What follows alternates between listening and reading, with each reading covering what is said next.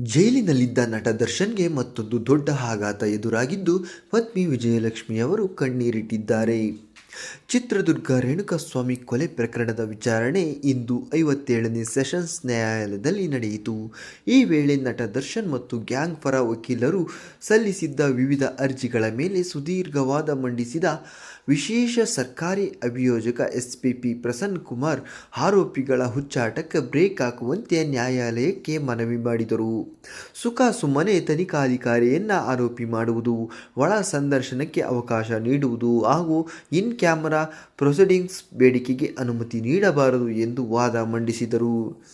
ದರ್ಶನ್ ಪರ ವಕೀಲರು ಪ್ರಕರಣದ ಟ್ರಯಲ್ ಅನ್ನು ಪ್ರತಿದಿನ ನಡೆಸಬೇಕು ಎಂದು ಮನವಿ ಮಾಡಿದ್ದರು. ಇದಕ್ಕೆ ತೀವ್ರ ಆಕ್ಷೇಪ ವ್ಯಕ್ತಪಡಿಸಿದ ಎಸ್ಪಿಪಿ, ಇದೇ ನ್ಯಾಯಾಲಯದಲ್ಲಿ ಸುಮಾರು 977 ಪ್ರಕರಣ ವಿಚಾರಣೆ ನಡೆಯುತ್ತಿದೆ.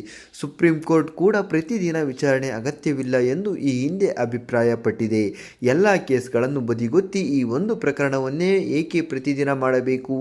ಈಗ ನಡೆಯುತ್ತಿರುವಂತೆ ವಾರಕ್ಕೆ 2 ದಿನಗಳ ವಿಚಾರಣೆ ಮುಂದುವರಿಯಲಿ ಎಂದು ವಾದಿಸಿದರು. ಆರೋಪಿಗಳನ್ನು ವಿಡಿಯೋ ಕಾನ್ಫರೆನ್ಸ್ ಬದಲಾಗಿ ಖುದ್ದಾಗಿ ಕೋರ್ಟ್ಗೆ ಹಾಜರುಪಡಿಸಬೇಕು ಎಂಬ ವಕೀಲರ ಬೇಡಿಕೆಗೂ ಎಸ್ಪಿಪಿ ವಿರೋಧ ವ್ಯಕ್ತಪಡಿಸಿದರು. ಆರೋಪಿಗಳನ್ನು ಕೋರ್ಟ್ಗೆ ಕರೆತಂದಾಗ ವಿಪರೀತ ಜನಜಂಗುಳಿ ಉಂಟಾಗುತ್ತದೆ. ಇದು ಭದ್ರತಾ ದೃಷ್ಟಿಯಿಂದ ಸವಾಲಾಗುತ್ತದೆ. ಆದ್ದರಿಂದ ವಿಡಿಯೋ ಕಾನ್ಫರೆನ್ಸ್ ಮೂಲಕವೇ ವಿಚಾರಣೆ ನಡೆಸುವುದು ಸೂಕ್ತ ಎಂದರು. ಎಲ್ಲ ಅರ್ಜಿಗಳ ವಾದ ಪ್ರತಿವಾದ ಆಲಿಸಿದ ನ್ಯಾಯಾಲಯವು ವಿಚಾರಣೆಯನ್ನು ಮಾರ್ಚ್ 9ಕ್ಕೆ ಮುಂದೂಡಿದೆ. ಅಂದು ಈ ಎಲ್ಲ ಅರ್ಜಿಗಳಿಗೆ ಸಂಬಂಧಿಸಿದಂತೆ ನ್ಯಾಯಾಲಯವು ತನ್ನ ಅಂತಿಮ ಆದೇಶವನ್ನು ಪ್ರಕಟಿಸಲಿದೆ. ದರ್ಶನ್ ಅವರನ್ನ ಕೋರ್ಟ್ಗೆ ಕರೆದುಕೊಂಡು ಬಂದರೆ ಅಭಿಮಾನಿಗಳನ್ನ ಹಾಗೂ ಇಡೀ ಕುಟುಂಬದವರನ್ನೆಲ್ಲ ನೋಡಬಹುದಾಗಿತ್ತು.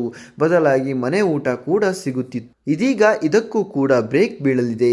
ಈ ವಿಷಯ ಕೇಳಿ ವಿಜಯಲಕ್ಷ್ಮಿ ಸಹ ಕಣ್ಣೀರಿಟ್ಟಿದ್ದು, ನಮಗೆ ಯಾಕೆ ಈ ರೀತಿ ತೊಂದರೆ ಕೊಡ್ತಾ ಇದ್ದಾರೆ ಅಂತ ಬೇಸರ ವ್ಯಕ್ತಪಡಿಸಿದ್ದಾರೆ.